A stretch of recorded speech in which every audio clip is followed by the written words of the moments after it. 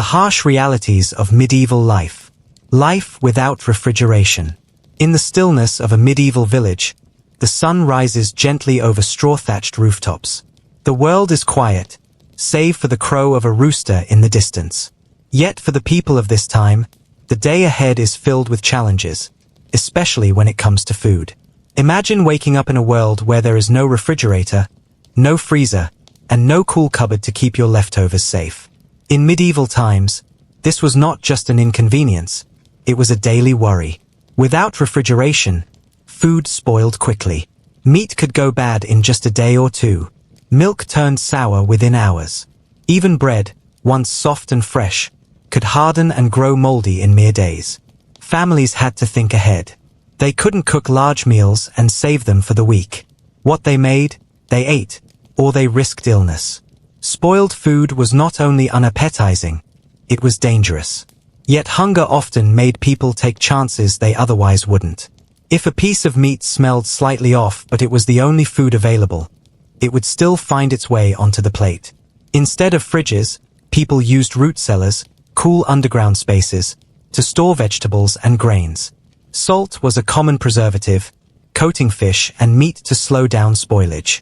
Smoking and drying were other techniques, though these methods didn't always work in humid or rainy weather. Even the concept of fresh food was different. Fruits and vegetables were eaten in season. Once winter arrived, freshness disappeared, and people relied on dried legumes, onions, garlic, and preserved foods. There were no strawberries in December, no leafy greens in February. Winter meals were often dull, repetitive, and lacking in nutrition. The struggle to store food. The medieval pantry was a simple place, often no more than a wooden shelf or a small cupboard near the hearth. There were no plastic containers, no Tupperware, and certainly no Ziploc bags. Storage meant wrapping food in cloth, placing it in clay pots, or hanging it high above the ground to keep it from animals and insects. But even then, storage was a gamble. Rats, mice, and insects often found their way in. Grains, if not stored carefully, could be infested with weevils or maggots. Flour could turn rancid if it absorbed too much moisture. Salt, so vital for preserving meat, could be expensive and hard to find in inland areas. In large manors and castles, more resources meant slightly better storage systems. Some noble households had cool stone larders or ice pits, deep holes packed with snow or ice in winter to preserve food into spring. But even then, the technology was primitive. Ice melted, rodents got in, and food still spoiled far more quickly than it does today. Most commoners didn't have that luxury. They preserved what they could, and wasted as little as possible. Even bones were boiled multiple times to make broth, and stale bread was softened in milk or water to make pottage, a kind of thick soup. Nothing was ever truly thrown away unless it was absolutely rotten. No knowledge of nutrition. Today, we think of protein, vitamins, and balanced diets. But in medieval times, food was not about nutrients, it was about survival. People didn't know why some foods made them feel weak or strong. They simply ate what they had and hoped it was enough. There was no understanding of vitamin deficiencies. If a person became weak, pale, or had bleeding gums, no one knew it was due to a lack of vitamin C or iron. These ailments were often blamed on bad humors or an imbalance in the body's natural fluids, based on ancient and inaccurate medical theories. The concept of healthy eating was vague at best. Monks might fast for days, believing it would purify their souls. Nobles might gorge themselves on fatty meats, believing it showed wealth and strength. Peasants, meanwhile, had no choice. They ate cabbage, barley, onions, and whatever else grew in the field or forest. Malnutrition was common. Children grew slowly. Adults looked older than their years. Women were often anemic. Yet these conditions were rarely questioned. They were simply part of life. Poor sanitation and its effects on food. In a medieval village, filth was a constant companion. Streets were muddy, animals roamed freely, and waste was often dumped outside the house. Water sources, rivers, wells, and streams were frequently contaminated. It was not uncommon for the same stream to be used for washing clothes, watering animals, and drinking. This poor sanitation meant food was easily spoiled or contaminated. Hands were rarely washed, utensils were crude, and food was often prepared on unclean surfaces. Insects buzzed around meat and vegetables. Flies laid eggs on uncovered food. Meat hung in open air where dust and dirt settled on its surface. Diarrhea, food poisoning, and stomach illnesses were part of everyday life. But people didn't connect these conditions with hygiene. There were no microscopes, no knowledge of bacteria or viruses. Illness was seen as divine punishment or the result of bad air. Even in noble homes, where food might be better prepared, hygiene was lacking. Servants reused cloths, dishes weren't always properly cleaned, and large kitchens often hosted rats and mice. In castles, kitchens were smoky, hot, and chaotic, the perfect environment for cross-contamination. The role of seasons in starvation. The year was divided not just by weather, but by the availability of food. Spring meant hope, the planting of seeds. Summer brought growth. Autumn meant harvest and celebration. But winter was the season of fear. If the harvest was poor, due to drought, pests, or disease, winter could be deadly. Granaries might not be full. Root vegetables might rot. Salted meat could run out. People had to ration food carefully, stretching small supplies through long, dark months. The hunger gap, the period between the last of the stored food and the first spring crops, was a dreaded time. Bellies growled, and meals became smaller. Children went to bed hungry. Parents sacrificed their portions for their families. In some places, people boiled grass or made bread from ground bark. Even in good years, winter food was repetitive and dull. Turnips, dried beans, sour bread, and weak ale made up most meals. No fresh fruit, no greens, no milk, just what could survive storage or be preserved. It was food for survival, not satisfaction. Disease and foodborne illnesses. Before germ theory, disease was a mystery. People didn't know that spoiled food carried harmful bacteria. They blamed witches, curses, or the alignment of stars. But stomach cramps, vomiting, and death often followed the consumption of rotten or contaminated food. Meat that wasn't properly salted or smoked could turn rancid. Milk, if left out too long, could ferment. Bread made from moldy grain could cause hallucinations or seizures, a condition known as ergot poisoning. Wells and water sources were contaminated with feces and waste. Ale was often safer to drink than water, not because it was cleaner, but because the brewing process killed some bacteria. Yet even ale could be tainted if brewed in dirty barrels or with bad ingredients. Communities sometimes faced outbreaks of illness after large feasts, especially during festivals or weddings. Yet no one connected the sickness to undercooked pork or contaminated stew. They assumed it was fate. How weather ruined everything. A single storm could wipe out a season's crops. A sudden frost could kill young shoots. Drought could leave entire fields barren.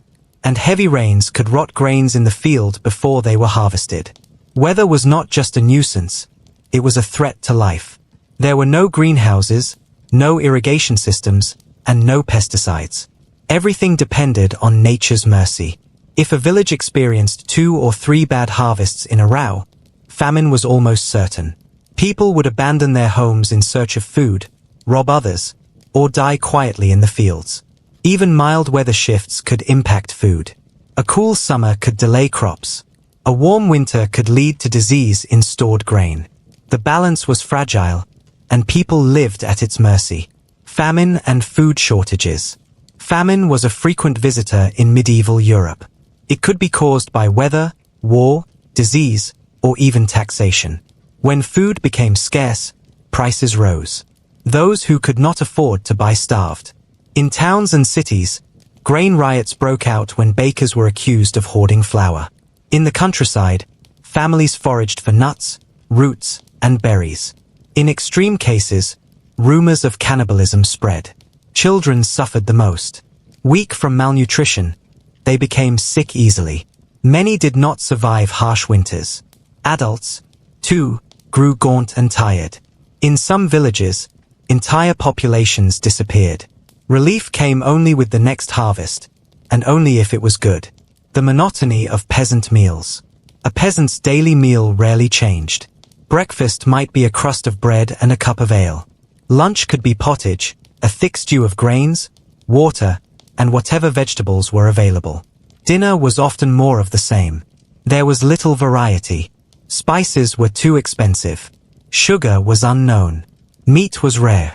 Eggs were seasonal. Milk was reserved for children or used to make cheese. Meals were dull, heavy, and repetitive. Yet they kept people alive. And that, in the end, was all that mattered. The constant fear of going hungry. Even in times of plenty, fear lingered. What if the harvest failed next year? What if the cow died? What if war came? Hunger was not just physical. It was emotional. It shaped behavior, community ties, and daily life. People shared food when they could, not just out of kindness, but out of mutual survival. The memory of hunger lived in every bowl of stew, every loaf of bread, and every winter night spent around a smoky fire, hoping spring would come soon. Farming was brutal and inefficient. Primitive tools and techniques. In the quiet dawn, before the rooster crows, a peasant wakes to the rhythm of a life dictated by the soil. His wooden plough, worn and splintered, waits by the stable. The harness for the ox hangs limp, smelling faintly of sweat and old leather. This is farming in the medieval age, a slow, grueling dance with the earth using tools barely more advanced than those of the ancient world. The plough, for instance, was often nothing more than a crooked wooden frame pulled by a single ox or donkey. It didn't turn the soil effectively, it scratched it. Heavy clay or dry, packed earth resisted these simple implements, making ploughing a long, exhausting task. Without iron-tipped blades or wheeled ploughs, the work was shallow and incomplete, especially in the rocky, uneven fields of northern Europe. There were no tractors, no engines, not even basic irrigation systems. Water had to be carried by hand. Seeds were scattered by eye. Fertilizer, if used, was little more than compost or animal dung. Every step depended on physical strength, patience, and an intimate relationship with the land. And yet, this was life for most, an eternal battle against the earth, with only their hands and hope to guide them. Backbreaking labor from dawn to dusk. The medieval sun didn't just rise, it called workers to the fields. With no machines to ease the load, everything had to be done by hand. The day began early, often before first light, and ended only when darkness swallowed the horizon. Women and men, young and old, worked side by side.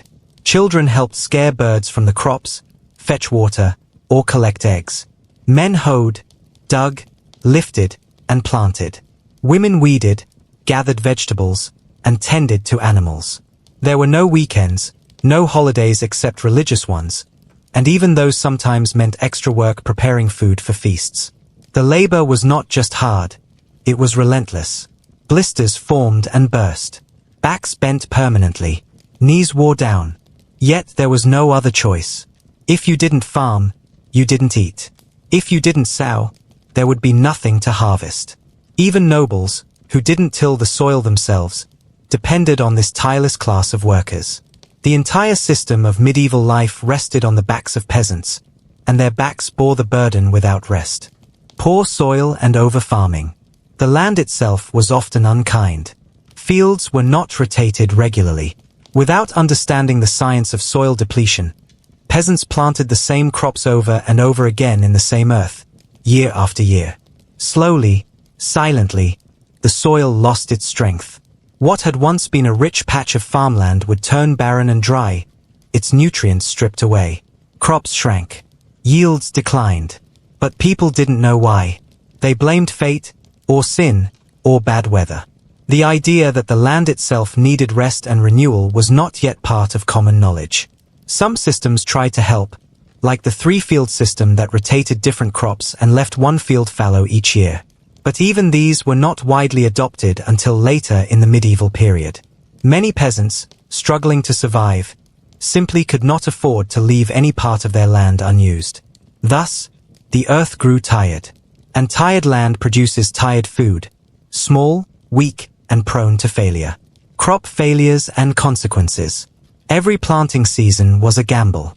Seeds were buried in the soil, and then they waited. Would the rains come? Would the sun shine just enough? Not too little, not too much? One bad season could ruin an entire village. A late frost could kill budding plants. A swarm of locusts could strip entire fields in hours. Too much rain meant rot. Too little meant dust. And when crops failed, the consequences were immediate and brutal. People who had worked all year suddenly had nothing. Granaries sat empty. Livestock couldn't be fed. Children cried from hunger.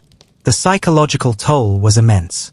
There was no insurance, no government assistance, no aid trucks or food banks. You relied on your neighbors, on the church, or on the goodwill of a local lord, and none of these were guaranteed. Hunger crept in quietly, then shouted. And the memory of failed crops stayed with people for generations. The difficulty of raising livestock. Raising animals was just as hard, if not harder, than growing crops. Cows needed pasture. Pigs needed scraps. Chickens needed protection from foxes and hawks. There were no commercial feeds, no antibiotics, and no veterinary care. Diseases swept through herds quickly. A sick cow might infect the others. An outbreak could mean the loss of an entire year's milk, meat, and income. Cold winters killed the weak. Predators, wolves, bears, wild dogs, snatched animals in the night. Keeping livestock was a gamble. They needed food, water, shelter, and care. And during times of scarcity, peasants often had to choose, feed the cow or feed the children. Even when livestock thrived, it didn't mean daily meat. Animals were precious. They were sold or slaughtered sparingly. A cow might be kept for years for milk before it was killed. A pig might be fattened all year for one winter feast. Most days, the animals were companions and symbols of wealth, not dinner. Limited access to land. Most medieval people didn't own the land they worked on. It belonged to the lord, the church, or the crown. Peasants rented it or were granted small strips in return for labor. This land, narrow and scattered, was often just enough to survive on, but not enough to thrive. Some peasants, known as serfs, were bound to the land. They couldn't leave without permission. Their children inherited the same duties and restrictions. Others were freemen, but still struggled with access, paying high rents or competing for common lands with other villagers. Because the land was divided into narrow strips, a single family might have to walk long distances just to reach their different plots. This made farming inefficient and time-consuming. Without control over the land, innovation was stifled. People didn't build permanent improvements. They didn't experiment with new crops or methods. They simply followed tradition, generation after generation. Weather-dependent food supply. Every meal depended on the sky.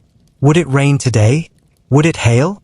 Would the sun shine long enough to ripen the wheat? There were no forecasts, no climate models. Only experience, the wisdom of elders, the look of the clouds, the feel of the wind.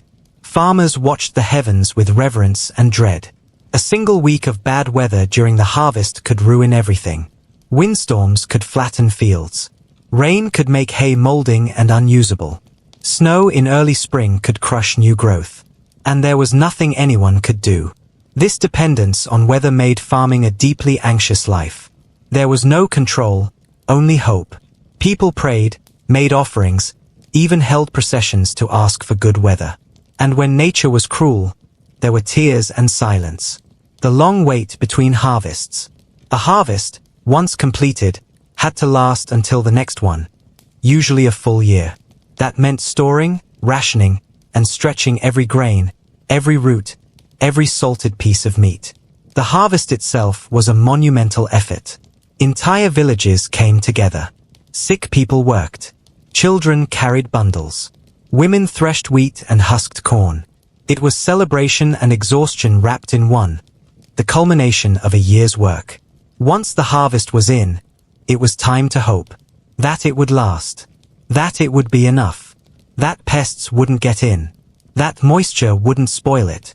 Running out of food in February meant starving until August. And the hunger gap, that long stretch between winter's end and spring's first crops, was the hardest time of all. Little room for innovation.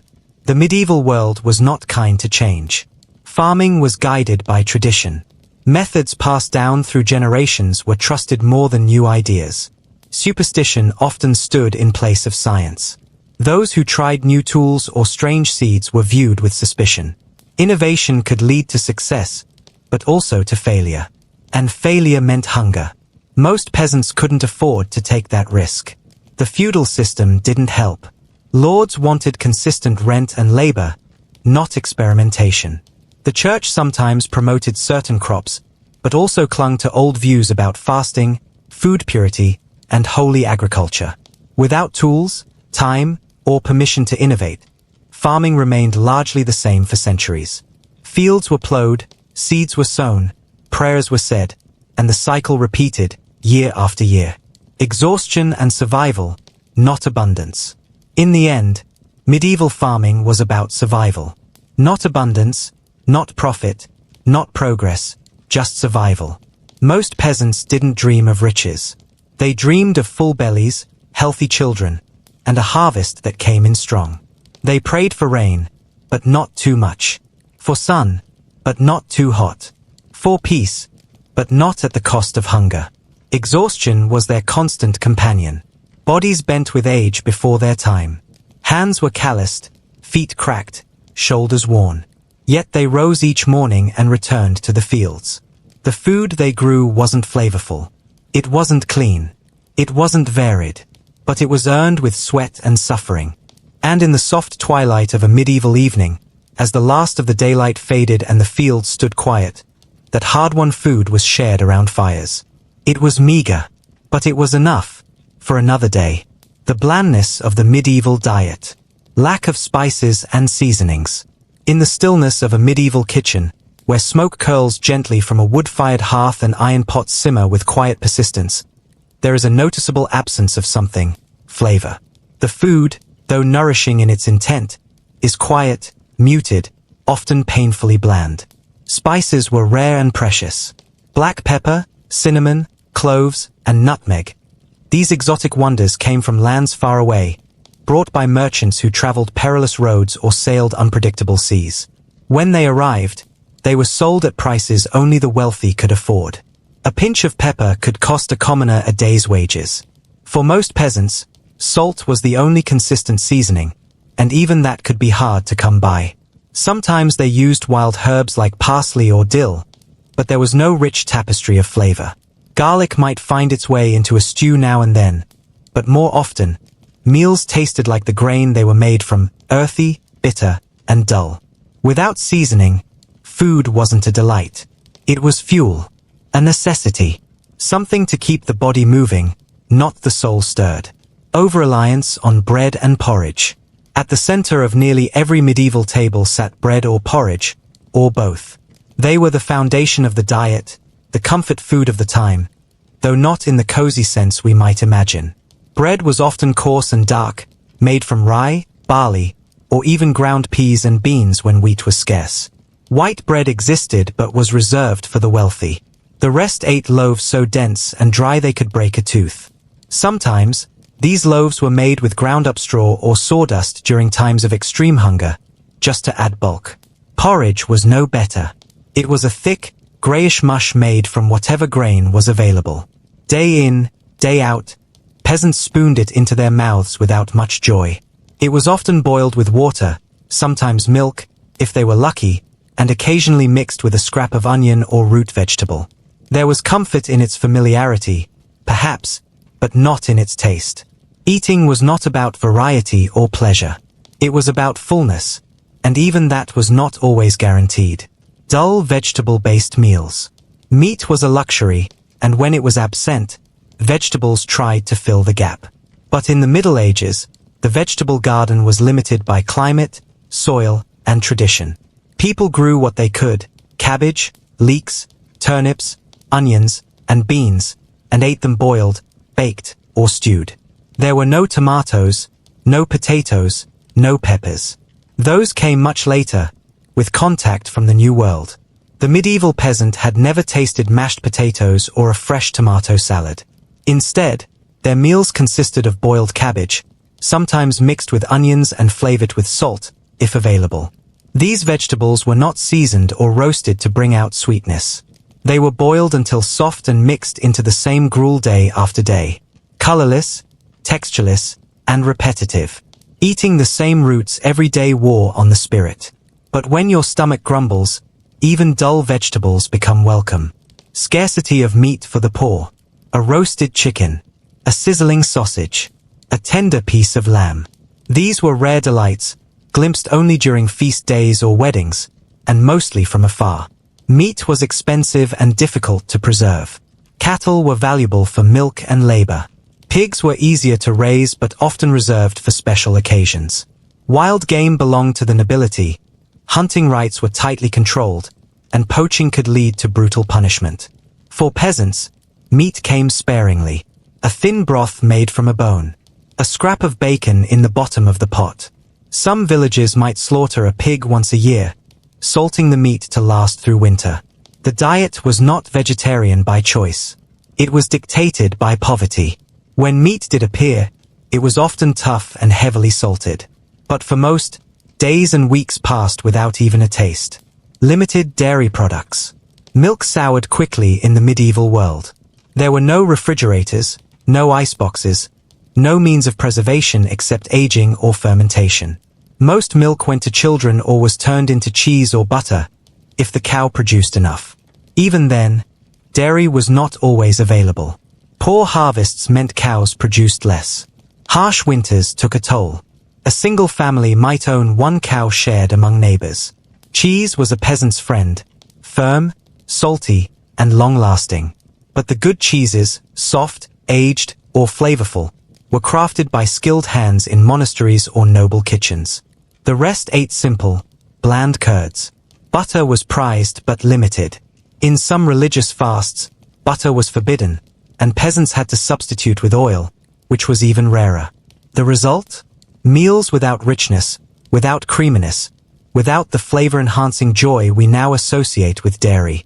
Few sweet treats. Sugar was a fantasy for most medieval people. It came from far-off places and arrived in small, precious clumps. Honey was more common but still not easy to obtain. Bees had to be kept and hives maintained. Not an easy task for families struggling to grow grain. Desserts, as we know them, did not exist for most. A sweet treat might be a baked apple or a piece of coarse bread dipped in honey. More often, there was nothing sweet at all. The idea of cakes, cookies, and pastries belonged to the feasting tables of kings and queens. Ordinary folk ended their meals not with a flourish but with another bite of porridge or bread. For children, sweetness was rare magic. For adults, it was a memory, or perhaps a hope. Repetitive weekly menus. With such a limited palette of ingredients, medieval meals fell into a rhythm, one that repeated itself week after week, season after season. On Mondays, porridge. On Tuesdays, cabbage soup. On Wednesdays, bread and a leek. On Thursdays, maybe a bit of cheese, if it hadn't gone bad. Fridays were meatless, per religious rule, and so brought fish, if available. Saturdays meant stew, and Sunday was the one day to hope for something a bit different. Perhaps a community meal or a feast. But even feasts repeated themselves. The same stews, the same breads, the same pies. Year after year. This repetition dulled the senses. There was no anticipation of trying something new. Meals weren't discussed or dreamed about. They were simply eaten. Preservation over flavor. In a world without refrigeration, food had to be preserved, but preserving often meant sacrificing taste. Meat was salted or smoked, sometimes so heavily it had to be soaked for days to make it edible. Fish were dried, sometimes beyond recognition. Fruits were turned into thick pastes or dried until leathery. Pickling was common, but vinegar was sharp and overpowering. Bread went stale quickly, and stale bread became a cooking ingredient, soaked in broth or wine, turned into pudding or stuffing. Flavor was not the goal. Survival was. If food lasted through winter, it was a success, even if it tasted like smoke and salt and ash. No culinary creativity for the masses. While medieval nobles enjoyed pies shaped like birds and feasts with 5 courses, peasants ate the same things the same way, over and over. There was little room for culinary creativity. No time, no ingredients, and no tools for experimentation. Ovens were rare in peasant homes. Most people baked bread at communal ovens once a week. Spices were too expensive to mix and match. Fresh produce was eaten as is or boiled. Meat was eaten when it appeared. Recipes were not written down. Meals were passed through tradition. Grandma's stew tasted like her grandmother's, and her grandmother's before her. Cooking wasn't an art. It was a chore. Food was just fuel. In the end, medieval food was not meant to bring joy. It was meant to keep you alive. There were no restaurants, no food shows, no recipe books for the average person. Meals were utilitarian. Quick, if possible. Simple, always. Filling, hopefully. A day of fieldwork burned thousands of calories. People needed bulk, not beauty. Bread, stew, porridge, cheese. Repeat. Even celebration meals, while more elaborate, were rooted in the same ingredients. The blandness of daily food shaped culture, humble, patient, and quietly enduring. And so, around low tables in smoky cottages, families spooned their gruel, sipped their broth, and counted their blessings. Not for flavor, but for fullness. Not for spice, but for enough. The tyranny of feasting and fasting. The church's influence on diet. In the medieval world, the church was not just a place of prayer. It was the guiding hand behind daily life, including what people could and could not eat. The calendar was dotted with holy days, saints' feasts, and long stretches of fasting periods. This religious rhythm shaped the medieval diet as much as geography or class. There were over 150 days a year when meat was forbidden, nearly half the calendar. Fridays, Lent, Advent, and the eves of major feast days all carried rules about food. On these days, no meat from land animals could be eaten. The church encouraged abstinence and simplicity as a form of devotion, and meals were stripped of their richness. This created a strange paradox. People were either feasting or fasting, but rarely just eating normally. For peasants, who already had little, fasting wasn't too different from their usual fare. For nobles, it meant finding creative ways to obey the letter of the law while indulging in spirit, like eating rich fish stews or fancy pastries made without animal fat. Food, once a matter of survival, became a moral issue. Eating was not just nourishment. It was discipline, penance, and obedience to a higher order. Overindulgence during feasts. While fasting brought restraint, feasting brought excess. On feast days, especially after long fasts, the tables in noble halls groaned with abundance. It was a time to show wealth, generosity, and prestige. A celebration was not measured by joy or music, but by how much food could be served, and how long the guests could keep eating. Feasts could stretch for hours, sometimes even days. Cooks prepared roasted swans with their feathers reattached, pies filled with live birds, and fish molded into fantastical shapes. There was no concern for balance, only spectacle. Yet this indulgence often came after long deprivation. The sudden switch from fasting to feasting was harsh on the body. People would overeat, drinking too much wine and stuffing themselves with meat and sweets until they were sick. In peasant villages, feast days also meant more food, but not in the same grand fashion. A pig might be slaughtered, a special loaf of bread baked, and neighbors would share in the bounty. Still, the sharp contrast between hunger and fullness left people unbalanced, physically and emotionally. In the medieval rhythm of life, food was never just a steady comfort. It was either too little or too much, and so, the stomach rarely found peace. Lenten restrictions and substitutions. Lent, the 40 days leading up to Easter, was the most important fasting season of the medieval church. During this time, meat, eggs, dairy, and animal fats were banned. People could not eat what they most craved. Lent became a time not only of spiritual reflection but of creative substitution.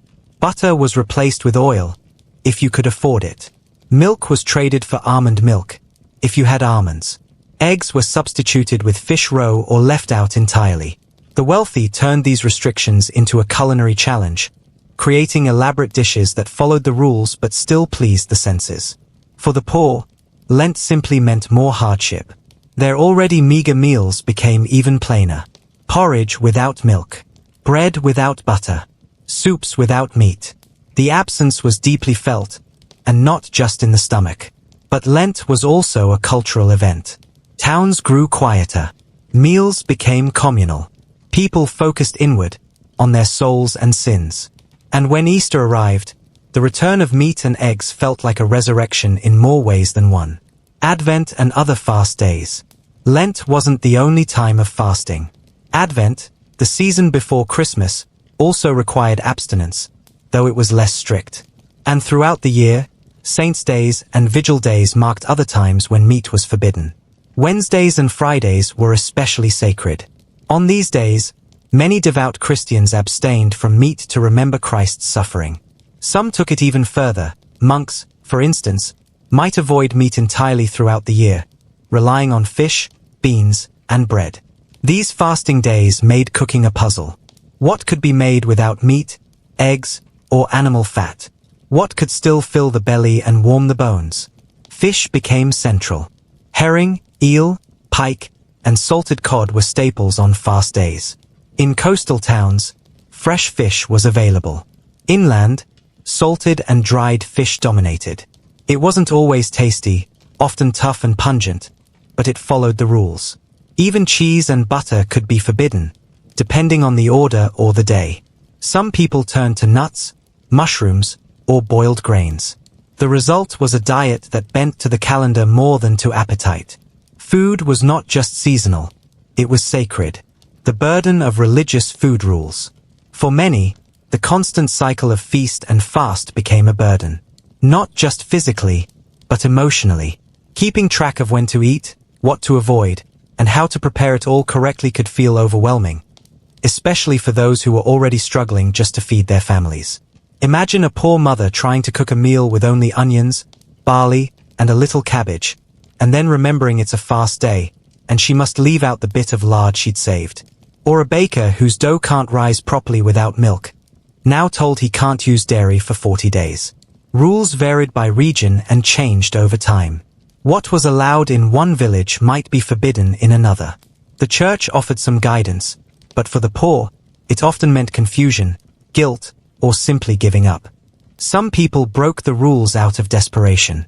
Others bent them quietly. But the fear of sin lingered, not just from lying or stealing, but from eating the wrong food on the wrong day. The divide between feasts and fast days.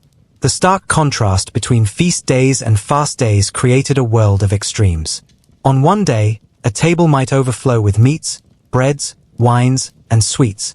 The very next, the same table might hold only a bowl of fish broth and a heel of dry bread. This constant shifting created a strange relationship with food. It was either indulgent or austere, never just normal. People learned to binge when food was available and to restrain themselves when it wasn't. A rhythm that echoed not only in the body but in the soul. For nobles, these contrasts were symbolic. Fasting showed humility. Feasting showed power.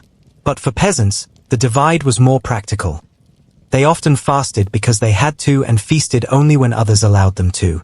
The cycle shaped expectations. It taught people to be grateful for crumbs and suspicious of comfort. Hunger became familiar. Fullness, fleeting. Psychological impact of constant restriction. There is a quiet sorrow in always being hungry, in watching the calendar for the next meal that might feel full, or at least different. The human spirit grows weary when it is denied again and again, and in the medieval world, that denial was constant. Fasting was preached as holy, but for many it became a shadow over the table.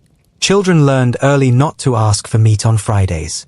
Women planned meals around what they didn't have, not what they desired. Men worked in fields with growling stomachs and dreams of stew that never came. This quiet struggle weighed heavily. It dulled the senses and narrowed joy. Food, one of life's great pleasures, was replaced with obligation and restraint. The table became a site of guilt, not celebration. Even feast days, with their richness, did not fully lift the gloom. Because people knew that tomorrow would bring another fast, another bowl of thin soup. Holiday feasts and their inequality. While nobles threw extravagant holiday feasts, peasants gathered for more modest celebrations. A goose at Christmas, a fresh loaf at Easter, maybe a shared cask of ale or a pot of berry pudding. These moments mattered deeply. They were rare breaks in a long monotony, offering not just food, but community and warmth. Still, they highlighted the great divide. In castles and manors, the wealthy gorged on elaborate courses, with musicians playing and servants pouring wine. Tables overflowed, and nothing was spared. In villages, people shared what little they had, sometimes even going hungry so others could eat more. The church encouraged charity during these times, and some nobles did offer food to the poor. But the gap remained obvious.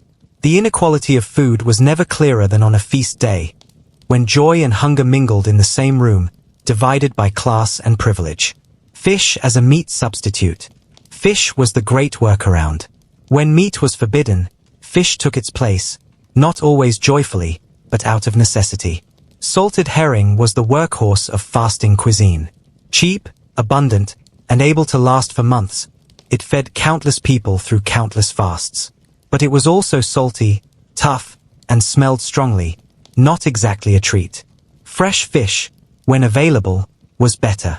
Pike, eel, trout, and perch offered variety.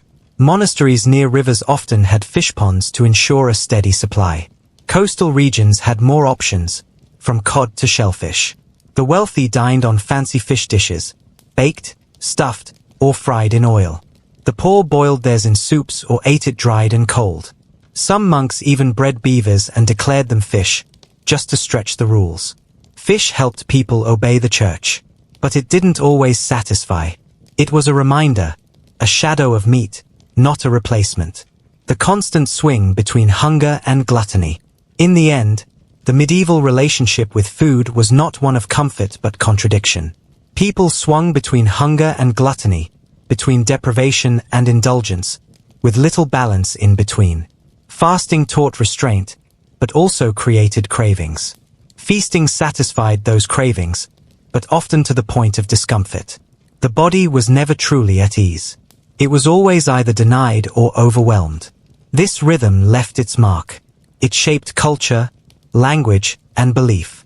It taught people that food was sacred, yes, but also that joy must be brief and satisfaction carefully measured.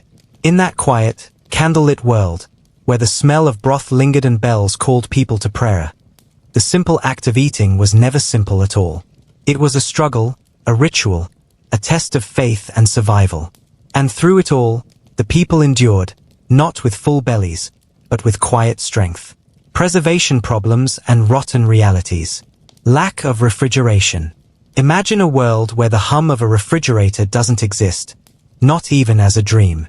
In medieval times, people lived entirely at the mercy of the natural temperature around them. If the day was warm, their food spoiled faster. If it was cool, it bought them only a few hours more.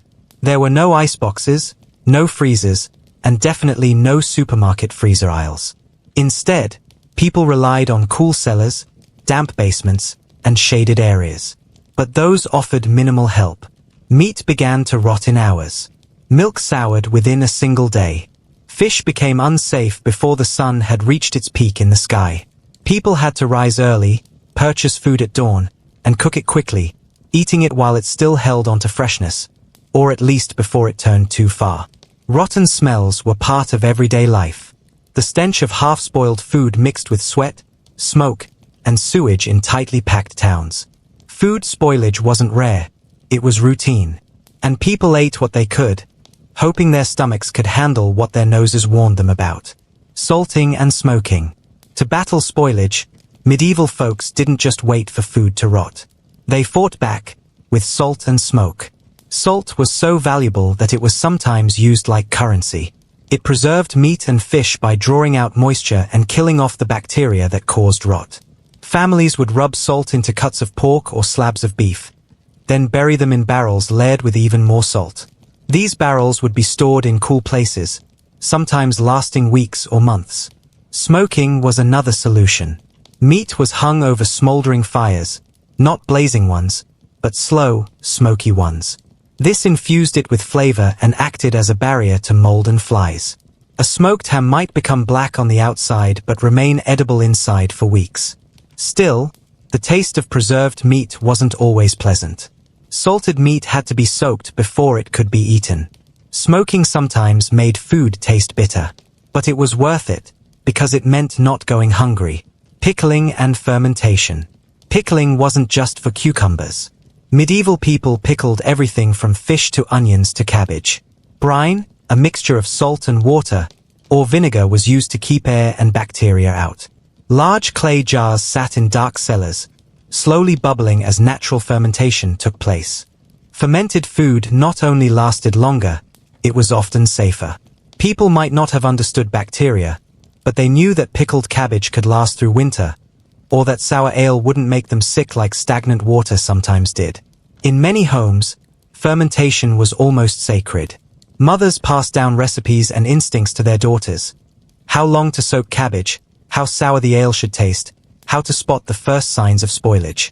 These jars and crocks were like edible time capsules, holding on to nutrition and flavor when everything else faded. Spoiled food and illness. But even with salting, pickling, and smoking, spoilage was inevitable. Sometimes, the signs were obvious: the green fuzz of mold, the sour stench of decay. Other times, food looked fine but was secretly dangerous. People had no real understanding of foodborne illness. When someone fell sick after eating, they blamed it on bad air or evil spirits. They didn't realize that a slightly off piece of meat or curdled milk might have carried invisible threats. To cope, many boiled their food, hoping heat would make it safer. Bread with mold might be trimmed. Spoiled milk was turned into cheese. Nothing was wasted. But even then, people got sick. Some died. Still, hunger was more feared than stomach aches. And so, risky meals were eaten anyway, not with trust, but with resignation. Food contamination. Contamination was part of the medieval kitchen. People cooked and ate without knowing what germs were. Hands were rarely washed with soap. Food sat out in the open. Animals roamed through markets. Butchers cleaned their knives with dirty rags. Water used in cooking might have been pulled from a stream shared with livestock. Bread might rest near ash or soot. Vegetables were often unwashed, straight from soil that had been fertilized with human or animal waste. Despite this, people developed keen instincts. They sniffed food before eating. They watched for discoloration, for slime, for changes in texture. These senses were their first, and only, defense. It wasn't perfect, but it was survival. Vermin and infestation. Where there's food, there are pests. Rats and mice were constant nuisances in granaries, kitchens, and cellars. They chewed through bags of grain, nibbled on stored bread, and spread disease without anyone knowing how. Insects were equally relentless. Weevils made their homes in flour. Maggots appeared in meat. Cheese might be found crawling with mites. People did what they could. Cats were kept to chase rats. Herbs and smoke were used to deter insects.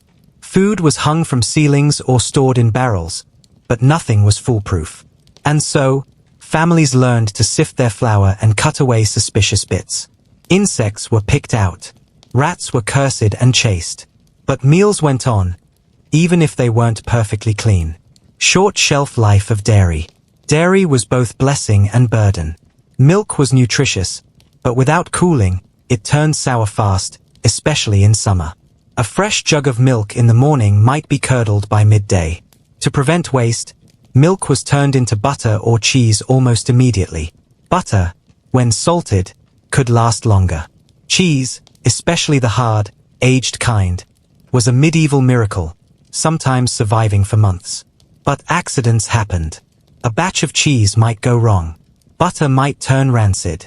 Flies could lay eggs in both. And yet, dairy remained essential, its risks accepted as part of everyday life. Bread going stale or moldy. Bread was made from scratch, often by hand, in communal ovens. But once baked, it began its slow decline. Within a day or two, it hardened. By the end of the week, it was rock-like. In damp weather, it grew green with mold. Rather than waste it, people found ways to reuse stale bread. It was crumbled into soups, fried in lard, soaked in milk. Moldy spots were cut off. The rest was eaten, cautiously. In poor homes, bread was life. Even stale bread was better than none. And so it was cherished, however old it became. Dangers of preserved foods. Even preserved food wasn't always safe. A salted fish might still go bad if not dried fully. Pickled vegetables could turn if the brine was weak. Smoked meat sometimes rotted from the inside out. Sometimes, people fell ill from what they thought was safe. Cheese with strange veins. Meat with a slimy texture. They didn't know the science, only the consequences. Preserving food was a skill that took years to master. And even then, it sometimes betrayed its maker. Yet people continued, because it was still the best way to survive long winters or failed harvests. Adaptations to spoilage. Through centuries of trial and error, medieval people adapted. They didn't expect food to last forever. Instead, they built lives around what could be preserved, stretched, or replaced. They dried fruit in the sun, smoked fish on riverbanks, buried root vegetables in straw. They learned which cheeses aged well, which pickles kept best, and how to build meals around what was still edible. Spoilage wasn't an inconvenience, it was a fact of life. One they accepted with grit and wisdom. And in that quiet, slow adaptation, they survived. One bite at a time. The monotony of meals. Lack of variety and flavor. Repetitive staples. Bread, porridge, repeat. In the medieval world, the rhythm of daily eating was as predictable as the tolling of a village bell. Morning brought porridge, sometimes made from oats, sometimes barley. It was simple, boiled grain, often with nothing more than water or thin milk. Lunch meant bread, maybe a bit of cheese or onion. Dinner circled back to a thicker porridge, or a repeat of what was eaten earlier in the day. Bread was everywhere, coarse, dense, and brown. It wasn't the fluffy white loaves we know today. It was heavy, filling, and sometimes made with bits of chaff or ground peas to stretch the flour further. It was nourishment, not pleasure. There was no menu. No question of what are we in the mood for. Meals were about surviving hunger, not satisfying craving. And for most people, it was the same set of foods every day, week after week, season after season. Monotony wasn't an accident. It was a lifestyle. Limited access to spices. Today, a single pinch of spice can transform a dish. But in medieval Europe, spices like pepper, cinnamon, cloves, and nutmeg were rare luxuries, hoarded by the wealthy. These treasures traveled long, dangerous roads from India and the East.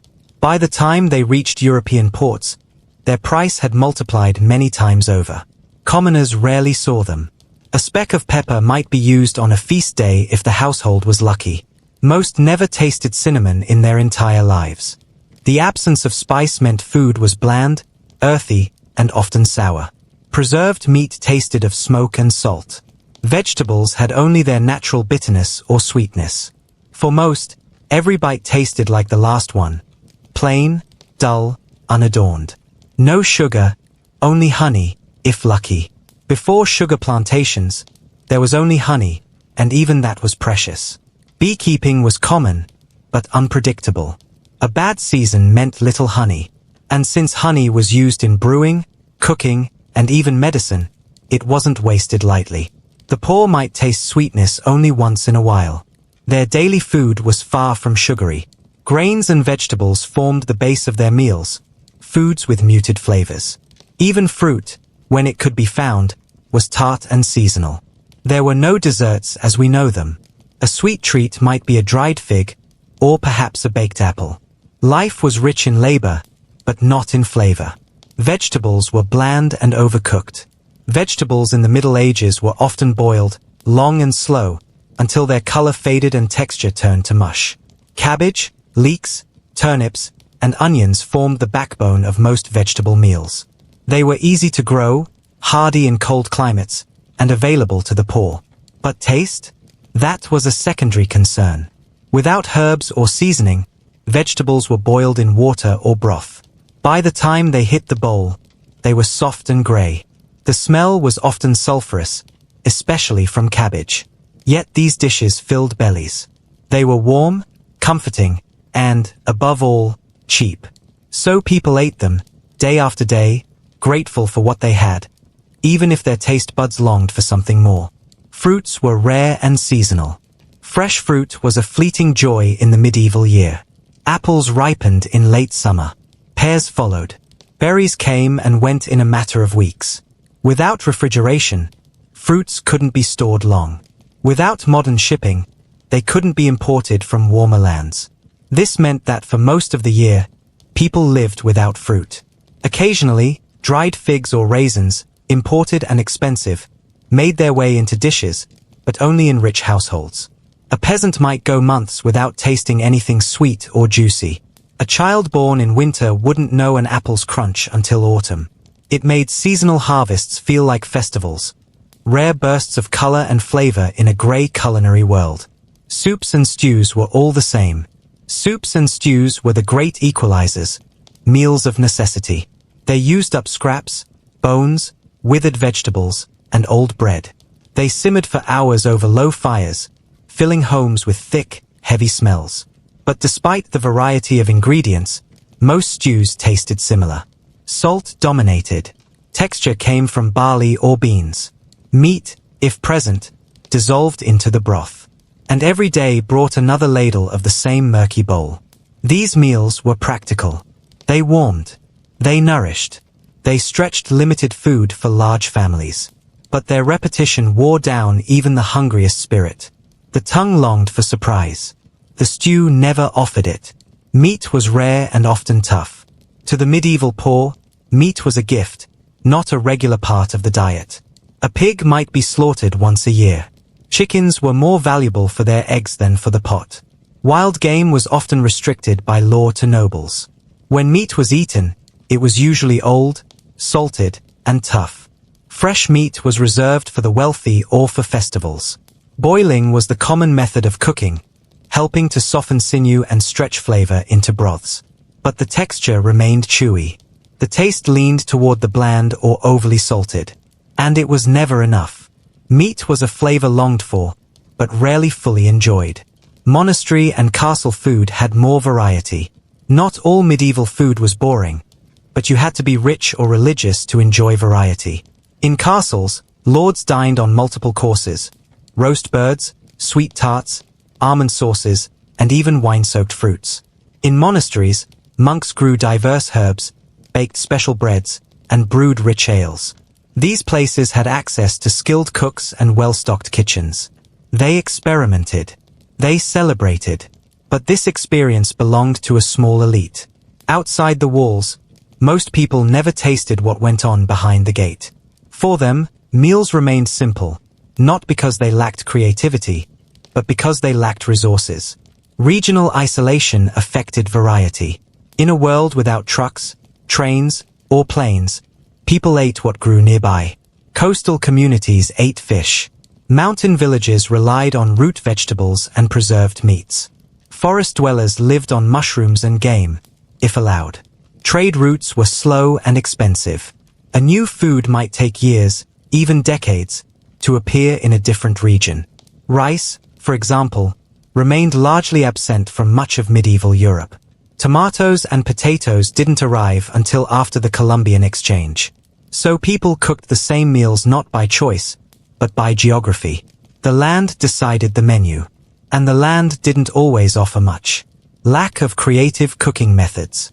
In modern kitchens, we grill, roast, steam, fry, saute. In medieval times, cooking was simpler and more limited. Open hearths and stone ovens were the main tools. Pans were heavy. Pots were deep. Food was boiled, baked, or stewed again and again. Frying took too much oil. Roasting required large cuts of meat. Baking was communal, done at local ovens once a week. Creativity was replaced by practicality. Recipes weren't written down. Instructions were oral, passed from mother to daughter. The goal was to feed, not to delight. And so, medieval food became more about repetition than invention. Questionable ingredients and cooking methods. Rotten meat and the art of masking decay. In medieval Europe, food preservation was both an art and a constant challenge. Without refrigeration, fresh meat turned quickly, especially in warm months. Once slaughtered, the clock began ticking. Meat left too long became slimy, discolored, and foul-smelling. But waste was a luxury few could afford. And so, clever methods were employed to hide the signs of decay. Salt and smoke were the first line of defense. But if meat still spoiled, and often it did, cooks used heavy spices and sauces to mask the taste. Vinegar, garlic, mustard, and wine helped cover the scent of rot. In noble households, expensive spices like cloves and pepper worked like medieval air fresheners, cloaking the meat's true condition. To our modern palate, the idea of eating even slightly spoiled meat is terrifying. But for people of the Middle Ages, it was often normal. Their bodies adapted, their tolerance was higher, and the fear of hunger was greater than the fear of a sour mouthful. Eating wasn't always about pleasure. It was often a test of will. And in winter, when animals were slaughtered in bulk to survive the cold, salted meat would sit in barrels for months. By February or March, it was more grey than red, more brine than beef. And yet, it was all they had. Bread made with bark, beans, and dust. Bread was the heart of the medieval meal. But in times of hardship, and they were many, wheat was scarce. To stretch what little grain there was, bakers turned to substitutes. Tree bark, crushed beans, peas, lentils, and even dried grass were ground into flour. This mixture created a dark, dense bread known as horse bread, a name not from ingredients, but from its toughness. Some loaves were so rough that chewing them caused tooth damage. Others were contaminated with mold or pests. In extreme cases, rye bread tainted with ergot, a toxic fungus, caused hallucinations, seizures, and even death. Entire villages fell sick, never knowing that their daily loaf held poison. And yet, bread remained sacred. It filled the stomach, however unkindly. For the poor, a slice, however crude, meant survival. It's hard to imagine today, slicing into a loaf that might be half wood and half grain. But for them, this was nourishment. It wasn't good, but it was enough. River water and dangerous broths. In the medieval village, clean drinking water was a fantasy. Rivers and streams were the main sources, but they were also the sores, the baths, and the trash heaps. Cattle and pigs wandered freely. Human waste was dumped wherever convenient. The same river where children played and women washed clothes was where men watered horses and dumped blood from the butcher's block. So when water was used in cooking, for soups, stews, or boiling grain, it carried risk. Sometimes it was boiled, but often, especially in hurried kitchens, it was used as is. Broths became breeding grounds for disease. Typhoid, dysentery, and cholera weren't well understood, but their effects were fever, vomiting, weakness, and sometimes death. Beer and ale were safer. The brewing process killed bacteria. That's why even children drank ale with meals. But for the poor, who couldn't always afford brewed drink, water remained a silent threat, ladled into every bowl, hidden in every sip. Fermented failures and sour surprises. Fermentation was the medieval refrigerator. Cabbage became sauerkraut. Milk became cheese. Grapes turned to wine. But these processes were unpredictable, guided by guesswork more than science. Sometimes fermentation worked beautifully. Other times, it went terribly wrong. Barrels of wine could sour into vinegar overnight. Cheese might develop strange molds. Pickled vegetables could turn mushy, emitting unpleasant odors. And with no preservatives, there was always a risk of spoilage. Yet spoiled food wasn't always thrown out. A sour cheese could still be spread on bread. A spoiled batch of beer might be sold at a discount. People developed a tolerance for off flavors, bitter, funky, sharp, that today we would reject. The line between aged and rotten was thin. In monasteries and manors, fermentation was more controlled. But in village homes, it was a gamble. Every jar opened was a surprise, and not always a pleasant one. Pests in the pantry. In medieval kitchens, flour sacks were often alive with movement. Mice scurried through granaries. Beetles made homes in barrels of grain. Worms curled up inside fruit. Without sealed containers or pest control, infestations were a fact of life. Households tried their best. Cats were valued for keeping rats away. Herbs like mint and tansy were laid in cupboards to deter bugs. But nothing was foolproof. People sifted flour before baking, sometimes pulling out insect shells. Dried meat had to be scraped clean of maggots. Fruit was cut carefully, with fingers crossed. Children grew up knowing that a bowl of soup might hold more than just vegetables. It wasn't pleasant, but it was normal. And so, the average medieval diet often came with protein of the unintended kind. Overused cooking pots with strange residue. Cooking in the Middle Ages happened in deep iron cauldrons or ceramic pots, suspended over open fires. These pots were rarely cleaned thoroughly. Soap was scarce, water precious, and firewood even more so. Instead, pots were scraped, rinsed, and reused again and again. Over time, layers of soot, grease, and food buildup coated the surfaces.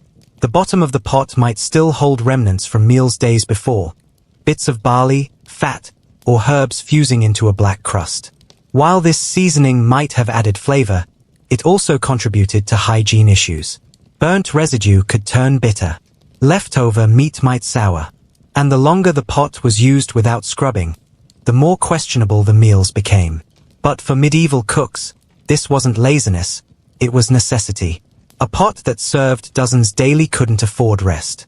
And so it bubbled, day and night, stewing not just food, but history. Clay and lead in cooking utensils. Pots weren't just dirty, they could be dangerous. Many medieval cooking vessels were made of clay, glazed with lead to make them waterproof. When heated, these glazes could leach lead into the food. Over time, people exposed to this silent toxin developed strange symptoms: fatigue, stomach pain, mental confusion. But no one connected their dishes to their disease. Even metal pots weren't safe. Cheap iron rusted easily. Brass and bronze could corrode. Some used pewter, which also contained lead.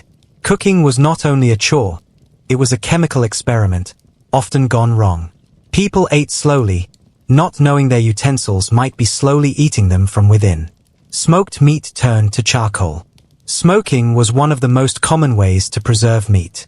Hams, fish, sausages, all were hung in smokehouses for days or even weeks. But not all smoke curing was equal. In villages, poor households sometimes oversmoked meat, turning it tough and bitter. The outside blackened like coal, while the inside dried out to the point of being nearly inedible. The result was chewy, brittle food that required soaking before use. Even after soaking, the flavor could be overwhelming. Smoky, salty, and strong enough to cover any rot that might have crept in. Eating such meat was an exercise in patience, and often jaw strength. But again, it was food. It was calories. And it lasted through the winter. That was enough. Fish with too many bones and too little freshness.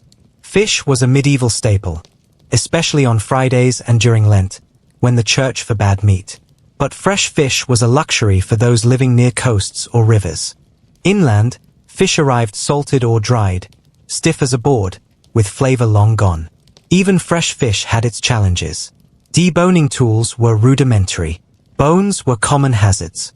A careless bite could end in a gag, a cough, or worse. Monks and nobles sometimes enjoyed eels, pike, or even imported seafood. But the commoner dealt with small, bony fish, boiled with leeks or fried in old oil. The smell lingered.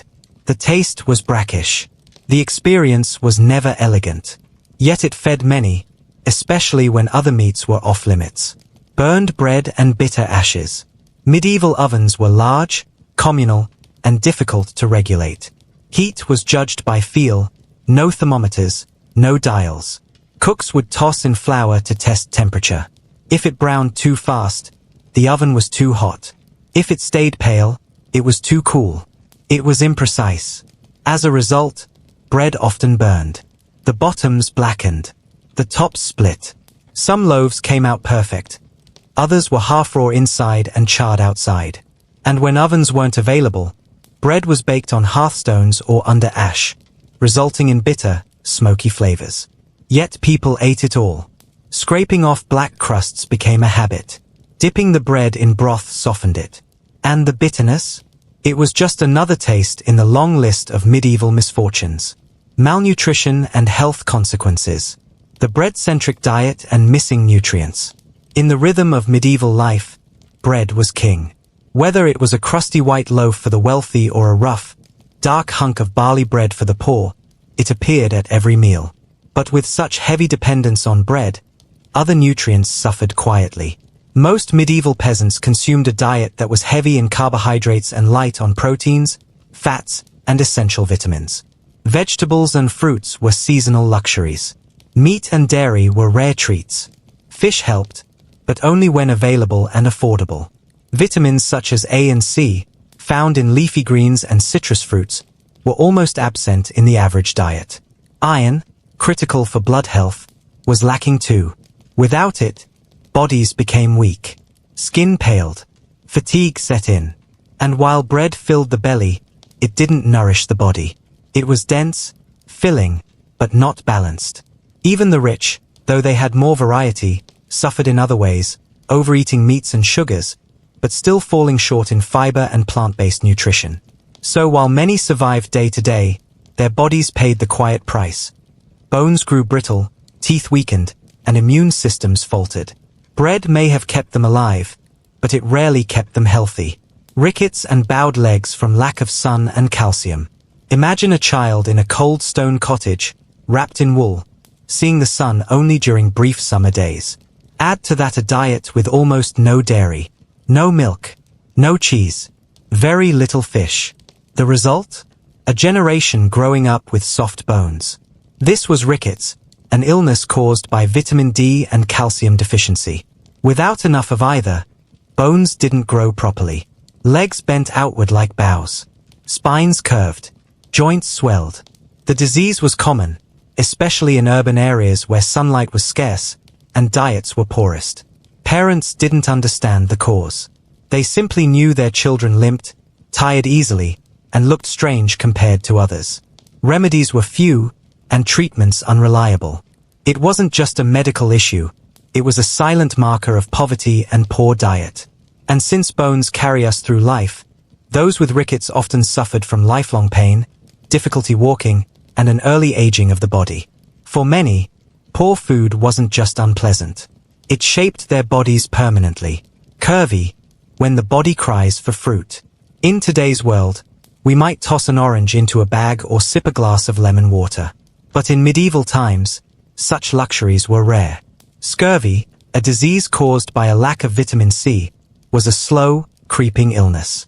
It began with fatigue and bleeding gums. Soon, teeth loosened, wounds reopened, and joints ached terribly. Eventually, the body simply couldn't hold itself together.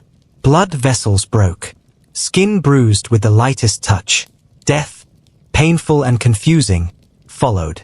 Sailors were famous victims, but so were land dwellers in times of famine or long winters. Cabbage, onions, and berries could prevent it, but these were seasonal, often preserved poorly, or unavailable to the poor. The irony?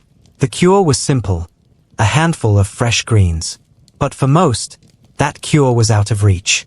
So, while medieval food filled the stomach, it sometimes starved the body of what it needed most. Pellagra, when grain is not enough. The heavy reliance on cereal grains, especially in southern parts of Europe, brought with it another hidden danger, pellagra. Caused by a lack of niacin, vitamin B3, it was less visible but just as deadly as scurvy or rickets. Pellagra was called the disease of the 4Ds, dermatitis, diarrhea, dementia, and death. It began with red, scaly skin, often mistaken for sunburn. Soon came digestive problems. Then mental confusion, depression, and hallucinations. For those dependent on cornmeal or other single grains, pellagra crept in unnoticed. Without a balance of legumes, meat, or dairy, the body slowly fell apart. Doctors at the time didn't understand the connection between food and mind. Those with pellagra were sometimes thought to be mad or cursed. But in reality, they were simply hungry for more than bread. They were hungry for balance. beriberi and the missing B vitamins. B vitamins, especially thiamine, play a critical role in turning food into energy. Without them, muscles weaken, nerves fray, and the heart begins to strain. Beriberi, a disease caused by thiamine deficiency, was more common in parts of Asia but not unknown in Europe, especially among those living on polished grains or alcohol-heavy diets. The signs included swelling of the legs, tingling in the hands, shortness of breath, and eventually paralysis. Monks who consumed large amounts of rice or beer were sometimes early victims. Their limited diets, though simple and pious, quietly drained them of essential nutrients. In villages, where beer and bread replaced milk and meat, thiamine was scarce. And so, tiredness, swelling, and strange nerve pain became part of life for many. The lesson, even the most basic vitamins, if missing, could bring the strongest bodies to their knees. Tooth decay and jaw pain from coarse diets. Medieval food was often tough, gritty, and poorly chewed. Bread contained sand from grinding stones.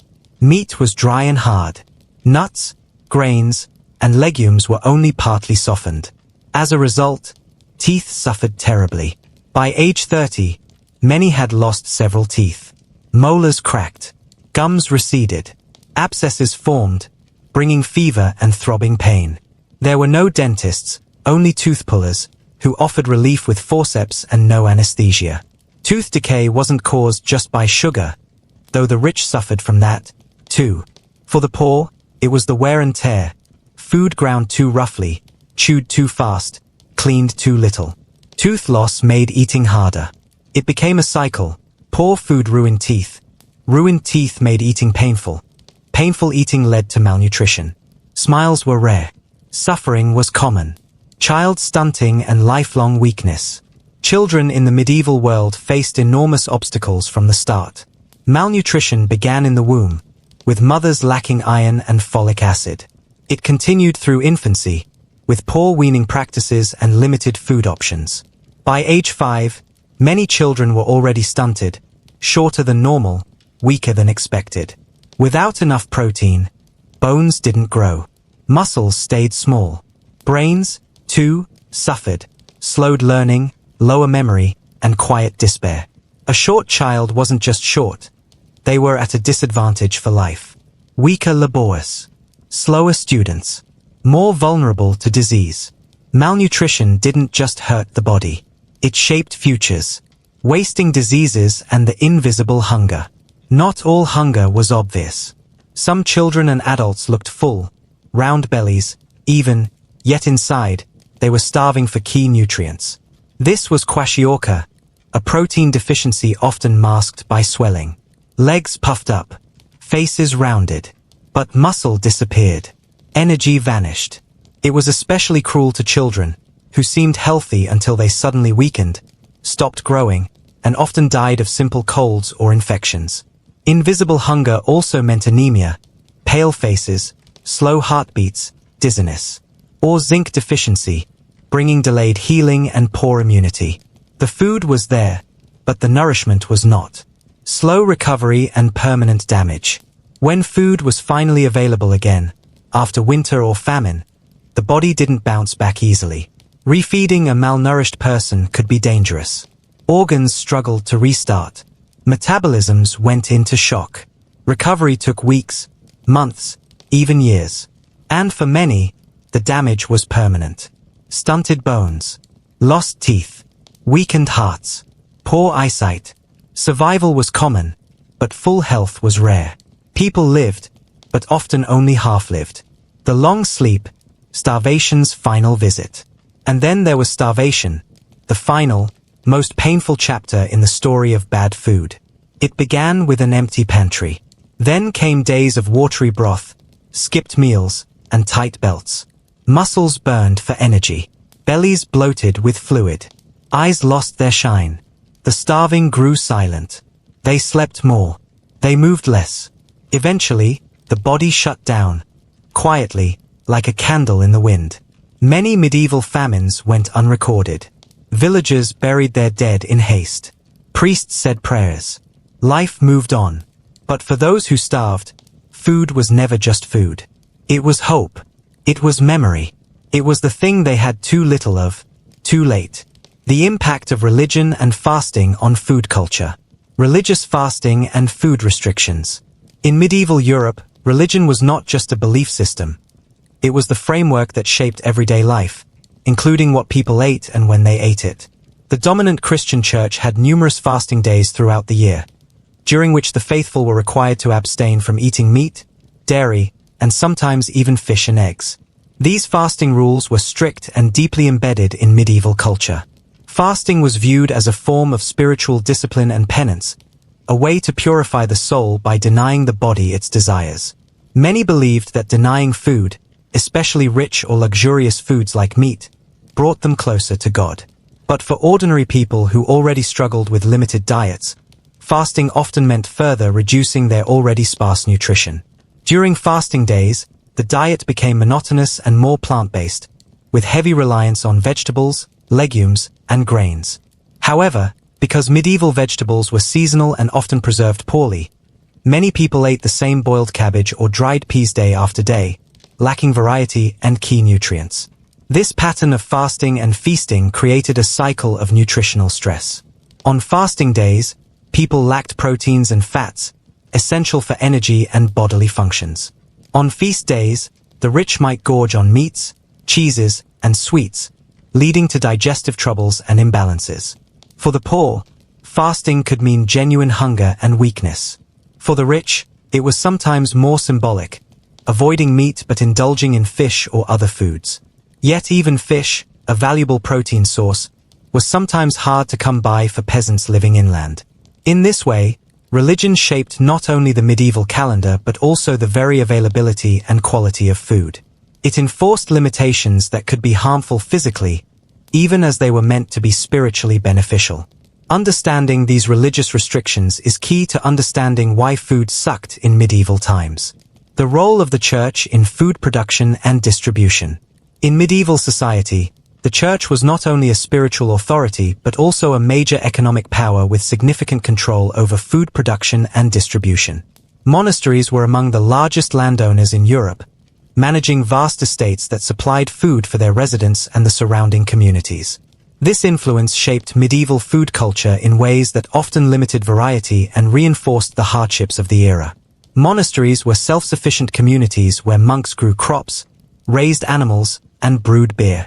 Their agricultural practices were often advanced for the time, but the focus was primarily on sustaining the monastic community rather than providing diverse food for the general population.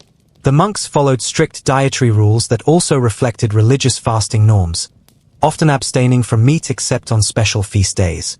Because monasteries controlled so much farmland, peasants and serfs often worked these lands under strict feudal obligations, producing food that ultimately ended up supporting the church's religious and charitable functions. This system restricted peasants' access to the best lands and foods, as a large portion of what they grew was claimed as rent or tax, sometimes leaving them with only the most basic, least nutritious food for themselves. The church also played a role in distributing food during times of famine or crisis. Monasteries served as centers of charity, providing bread and soup to the poor and travelers. Yet, this aid was limited and could never fully address widespread food shortages.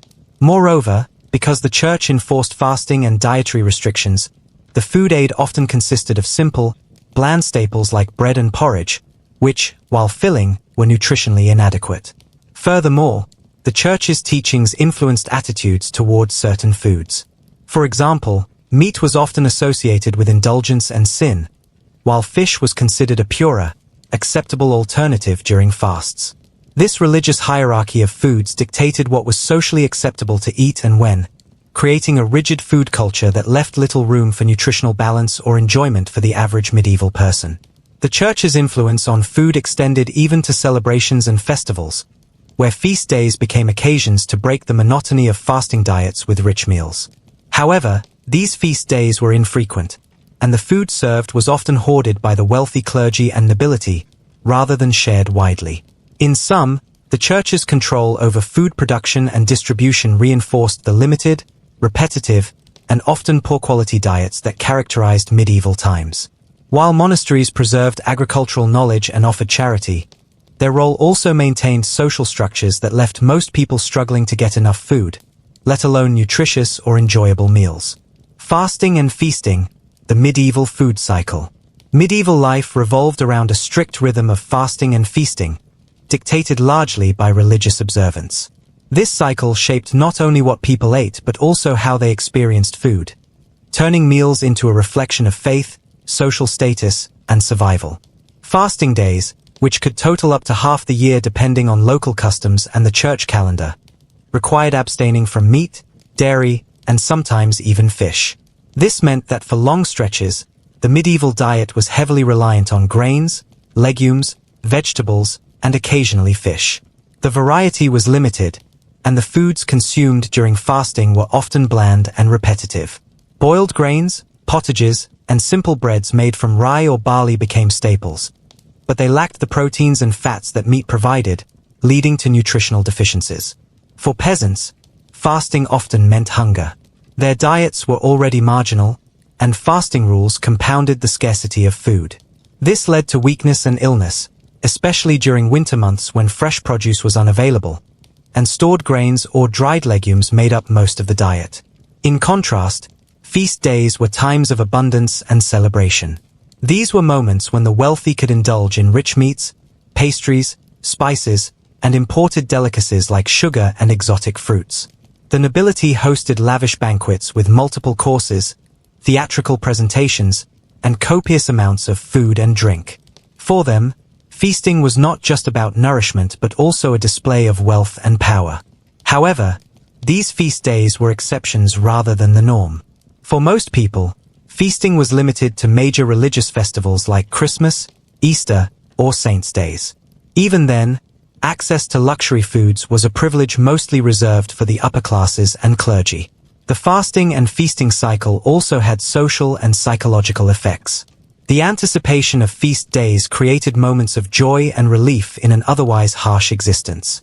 It reinforced social hierarchies, who ate what and when symbolized one's place in the medieval order. At the same time, the harshness of fasting underscored religious devotion and the belief that suffering on earth would be rewarded in heaven. This cycle left many with conflicted relationships with food. Fasting could cause physical discomfort and malnutrition, while feasting could lead to overeating and digestive problems. Food was never just about sustenance. It was intertwined with faith, social status, and the constant struggle to survive. Understanding the medieval fasting and feasting cycle helps explain why food sucked for most people. The diet was neither consistent nor balanced, shaped more by religious dictates and social structures than by nutritional needs or culinary enjoyment. The influence of monastic diets on medieval eating habits. Monastic life in the Middle Ages was governed by strict religious rules that profoundly influenced the eating habits of monks and, by extension, medieval society. Monasteries were centers not only of spiritual life but also of agricultural innovation and food production. However, the dietary restrictions monks followed were austere and often monotonous, reflecting ideals of humility, penance, and self-denial. Monks typically ate 2 meals a day, usually in the late morning and early evening, with fasting between meals. Their diet was heavily influenced by religious fasting laws, meaning meat was often forbidden except on rare feast days. Instead, they relied on fish, legumes, vegetables, grains, and dairy products when allowed. Bread was a staple, often made from barley or rye rather than wheat, which was more expensive. This austere diet was designed to keep the monks physically healthy enough to perform their religious duties while maintaining spiritual discipline. The emphasis was on simplicity and moderation, avoiding indulgence or pleasure. For example, many monasteries forbade the use of spices, which were associated with luxury and temptation. The monastic approach to food had broader cultural implications. Because monasteries were some of the few places with organized agriculture, they influenced the kinds of foods grown and the farming techniques used. They cultivated herbs, vegetables, and grains that shaped regional diets. However, this strict diet also reflected and reinforced the general scarcity and monotony of medieval food for the wider population. Since monasteries set moral examples, their austere eating habits underscored the idea that food was a necessity rather than a source of enjoyment. This attitude permeated society, contributing to the reputation that medieval food sucked, bland, repetitive, and dictated by religious austerity. Despite this, monasteries also preserved culinary knowledge by copying ancient texts and experimenting with food preservation methods like salting, smoking, and pickling. These practices helped communities survive famines and extended the availability of food beyond the harvest season. In summary, monastic diets were a blend of spiritual discipline and practical sustenance that shaped medieval eating habits. Their austere approach reflected a broader cultural context where food was often scarce and controlled by religious norms, leaving little room for variety or indulgence for most people. The social hierarchy of food. Who ate what and when? In medieval society, food was not just sustenance, it was a clear marker of social status. The kinds of food a person ate, how much they ate, and when they ate were deeply tied to their place in the rigid medieval social hierarchy. This created vast disparities in diet quality and variety, which contributed significantly to why food sucked for many people during this era. At the top of the social pyramid were the nobility and clergy. These groups enjoyed access to a wide variety of foods, including meats such as beef, pork, venison, and poultry, as well as imported spices, sugar, and exotic fruits. Their meals were elaborate affairs, often with multiple courses and dishes designed to showcase wealth and status. The rich feasted on roasted game, pies, and rich sauces, frequently seasoned with expensive spices like cinnamon, cloves, and saffron, which were symbols of luxury. Below the nobility were the merchants and skilled artisans, who had somewhat better access to food than peasants but still lived more modestly. They could afford occasional meat and fish, as well as a greater variety of vegetables and grains, but their diets were still limited compared to the elite. The vast majority of medieval people were peasants or serfs, whose diets were simple and repetitive. Their meals consisted mostly of coarse bread made from rye or barley, pottages, thick stews of grains and vegetables, and whatever seasonal vegetables were available. Meat was a rare luxury, reserved for festivals or special occasions, and even then often limited to small amounts. Dairy products were consumed but often lacked variety or freshness. For peasants, food was about survival rather than enjoyment, and chronic shortages and poor nutrition were common. This social food hierarchy was also reflected in meal timing and customs. The wealthy might have multiple meals per day with varied foods, while peasants often ate just one or two simple meals. The type of bread served, the presence of meat or fish, and the use of spices all signaled a person's social standing. Religious fasting rules cut across these social divisions but affected each group differently. For the rich, fasting meant giving up luxury meats but still enjoying fish and other alternatives. For the poor, fasting often meant further reducing an already meager diet. This stark division in food access and quality reinforced social inequalities and contributed to widespread malnutrition and poor health among the lower classes. While the rich indulged in flavors and feasts, the majority endured monotonous, nutrient-poor diets, one of the many reasons why medieval food is remembered as lacking in both taste and nutrition. The problem of spoiled and contaminated food. One of the most pressing challenges in the medieval diet, particularly for the poor, was the constant threat of spoiled or contaminated food. Without refrigeration, modern preservation techniques, or a thorough understanding of hygiene and bacteria, food could go bad quickly, and eating it could lead to serious illness or even death. This ever-present danger made medieval meals not only unappetizing but potentially life-threatening, especially during warm months. The primary method of food preservation in the Middle Ages included salting, drying, pickling, smoking, and fermenting. These methods helped prolong the shelf life of meats, fish, fruits, and vegetables. However, they were far from perfect. Salt was expensive, and sometimes only available in limited amounts, especially for poorer communities. Inadequate salting or smoking often resulted in meat spoiling before it could be consumed, and people frequently had no choice but to eat what was available, whether it was safe or not. Grains, a dietary cornerstone for peasants, were also highly susceptible to spoilage. Molds, rodents, and insects plagued stored grain supplies. One of the most notorious contaminants was ergot, a fungus that grew on rye and other cereals. When consumed, it caused a condition known as St. Anthony's fire, leading to hallucinations, severe convulsions, and even death. Entire villages could suffer outbreaks of ergotism, especially after a damp harvest season. Contaminated water also played a critical role in foodborne illness. Water used in cooking or brewing could be drawn from rivers or wells that were polluted with human and animal waste. Since germ theory wouldn't be understood for centuries, there was little awareness of the dangers of drinking or cooking with unclean water. As a result, soups, stews, and gruels, basic meals for many, could become vectors for disease. Food storage was another major issue. Cellars and pantries offered some protection from the elements, but pests like rats, mice, and insects were difficult to keep out. Spoiled butter, rancid lard, and fermented dairy were common, especially in summer.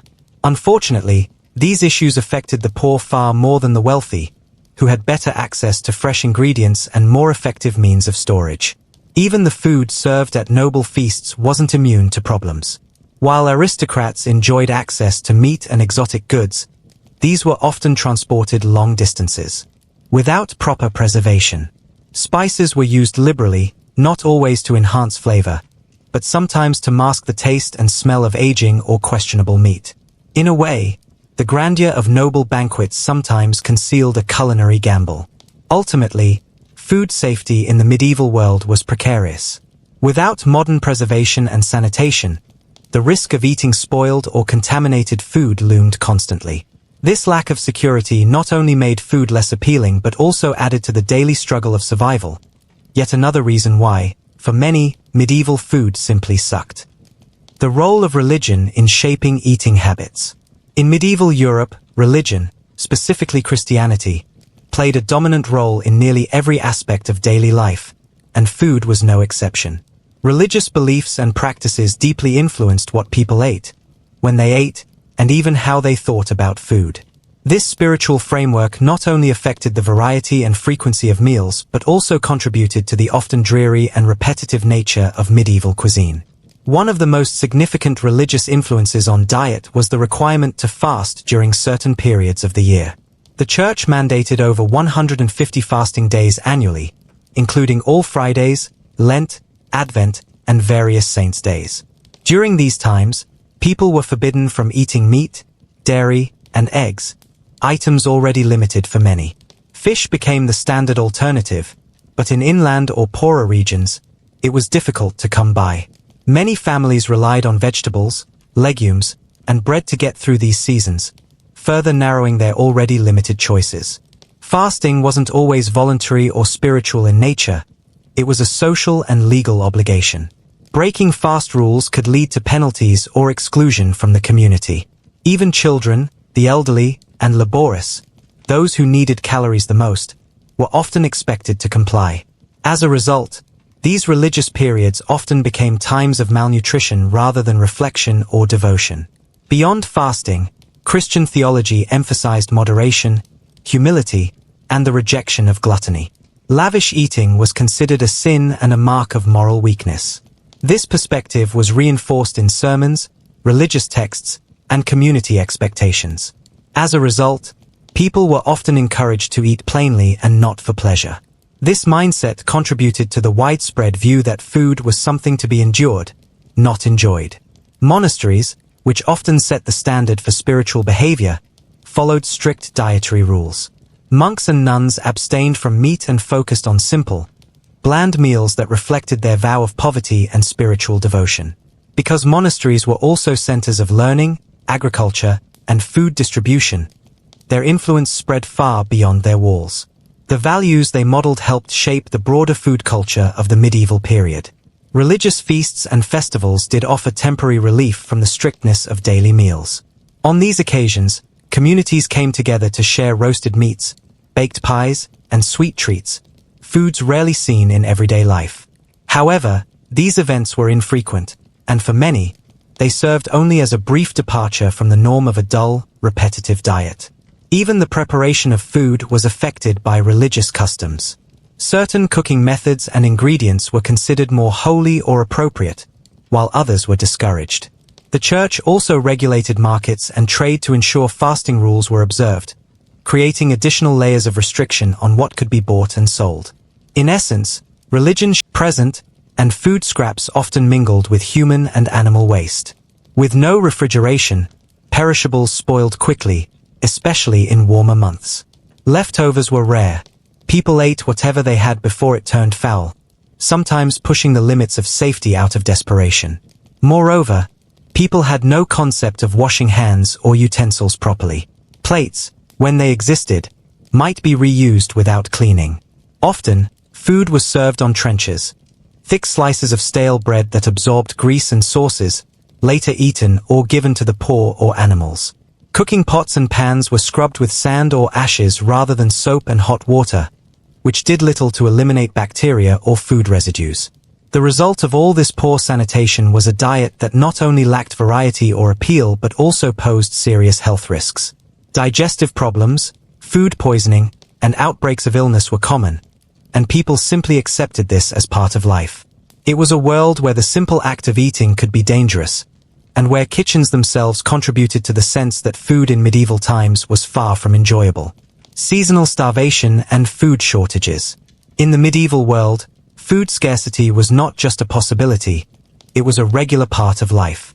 Seasonal starvation, crop failures, and unpredictable weather patterns made food shortages a grim annual reality for many.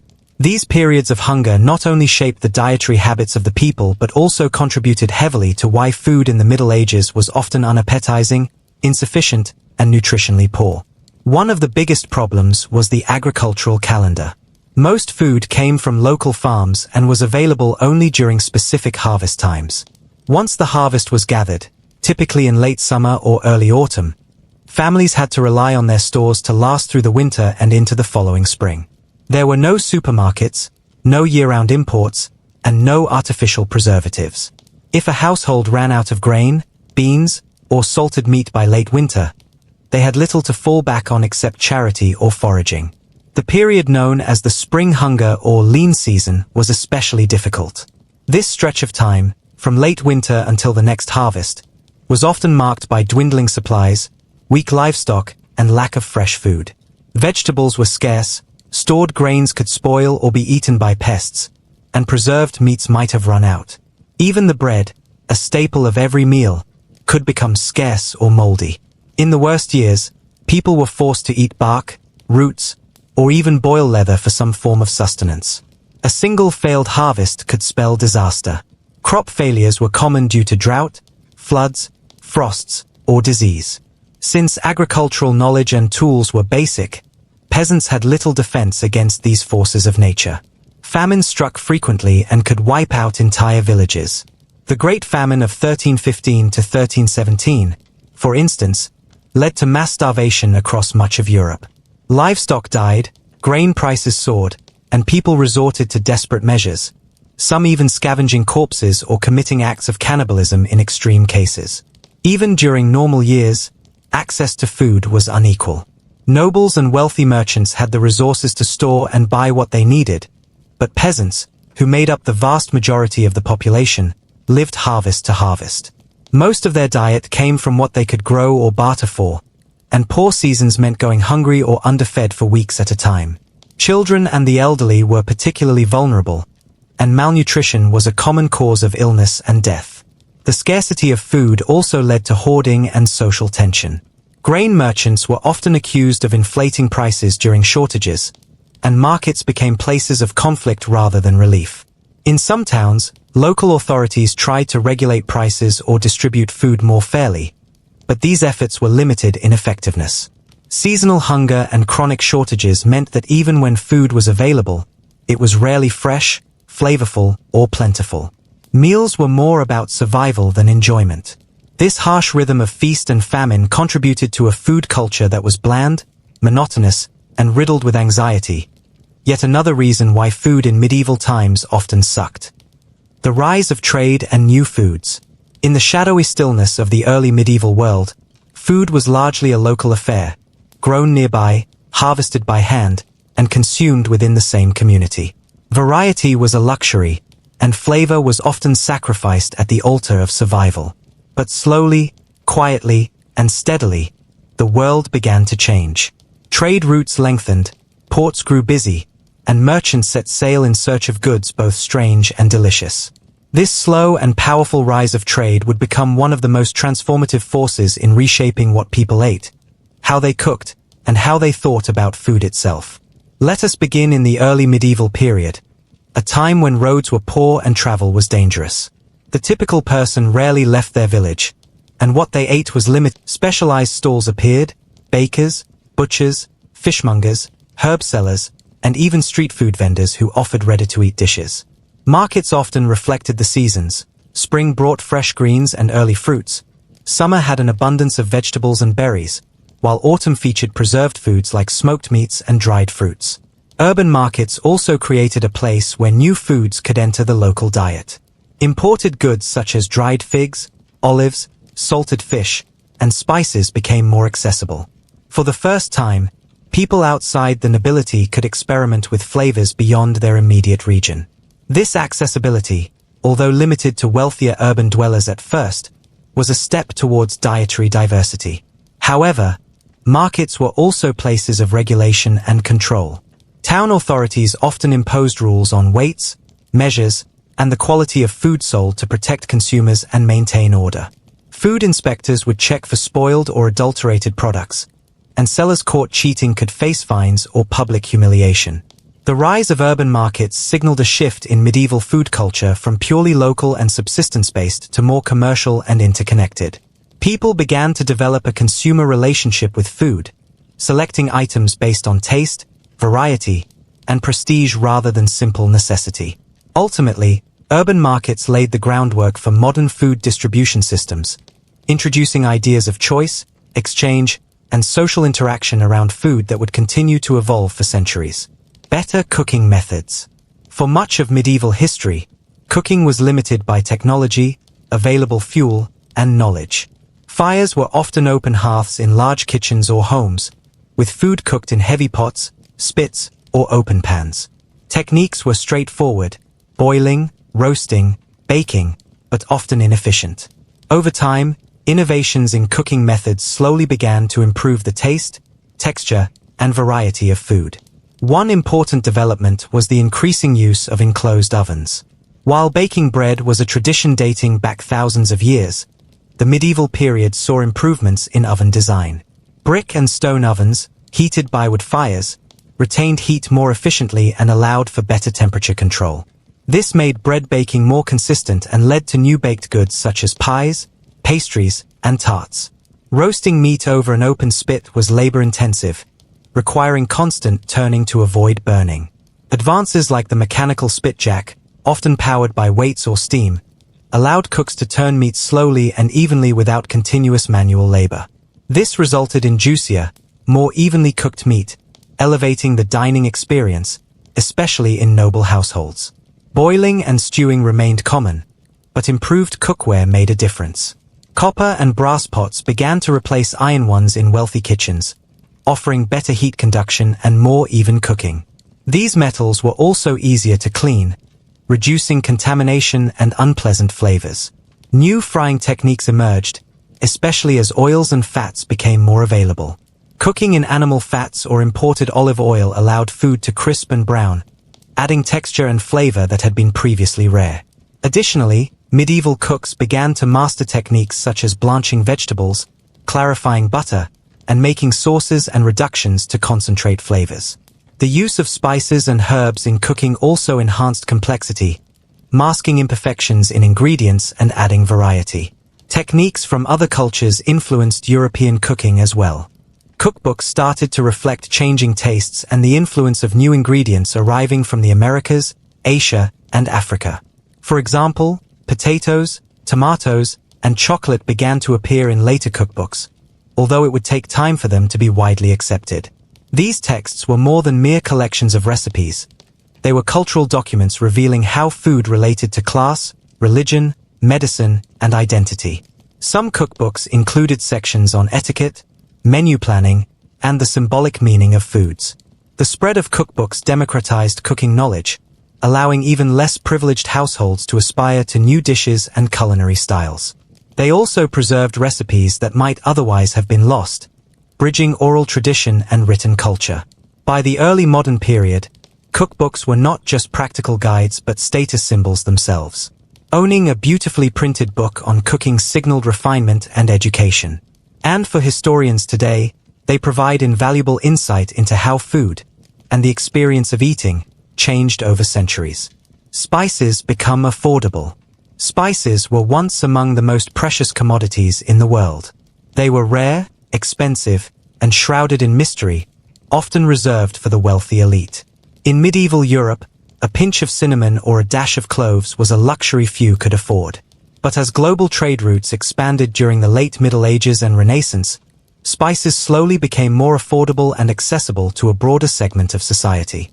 Spices originated in tropical Asia, India, Indonesia, Sri Lanka, and were transported across long, perilous trade routes by Arab, Venetian, and later Portuguese and Dutch traders. Each stage of the journey added to their cost, making them valuable symbols of wealth and power. They were used not only to flavor food but to preserve it, to mask spoilage, and to demonstrate social status. In the early medieval period, spices were reserved for royal courts, religious ceremonies, and special occasions. They appeared in rich sauces, perfumed wines, and elaborate feasts. The phrase "spice up your life" has literal roots in this era when spices could turn otherwise bland food into a sensory experience. But the age of exploration in the 15th and 16th centuries changed everything. European powers sent fleets to find direct routes to spice-producing lands, breaking the Arab and Venetian monopolies. The Portuguese reached India, establishing Goa and controlling key ports. The Dutch and English soon followed, setting up trading companies and colonies. With new sea routes and mass importation, the cost of spices dropped, though they remained expensive for the average peasant.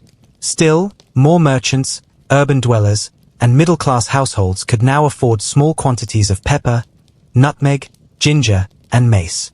Recipes adapted accordingly, incorporating these flavors into everyday cooking. Affordable spices also influenced global cuisine, spreading tastes and culinary techniques across continents. For instance, the introduction of chili peppers from the Americas transformed cooking in Asia, Africa, and Europe. However, the spice trade also had darker aspects, including colonial exploitation, warfare, and the slave trade, all linked to controlling these lucrative goods. Ultimately, the gradual affordability of spices enriched diets and broadened palates. It marked a turning point where food became not only sustenance but an exploration of flavor and identity. The influence of exploration. The medieval worldview was limited by geography and technology, but exploration gradually expanded horizons and diets. The voyages of Christopher Columbus, Vasco da Gama, Ferdinand Magellan, and others opened the doors to new continents, new peoples, and, crucially, new foods. Before the age of exploration, European diets were based largely on local or regional ingredients, grains, vegetables, meats, and a handful of imported spices. After 1492, the Columbian Exchange introduced an astonishing variety of new foods from the Americas: potatoes, tomatoes, maize, corn, beans, squash, cacao, vanilla, and chili peppers. These foods would forever alter global agriculture and cuisine. Potatoes, in particular, had a profound impact.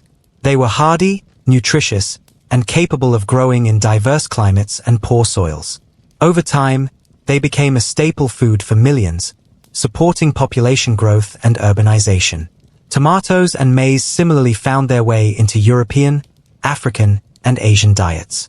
Exploration also introduced new cooking techniques and culinary ideas from Native American, African, and Asian cultures. Foods once unknown in Europe began to appear in markets, gardens, and kitchens, slowly changing menus and tastes. However, exploration and the resulting exchange were not without consequences. The movement of people, plants, animals, and diseases shaped world history in complex ways. Colonization often meant exploitation, displacement, and cultural destruction.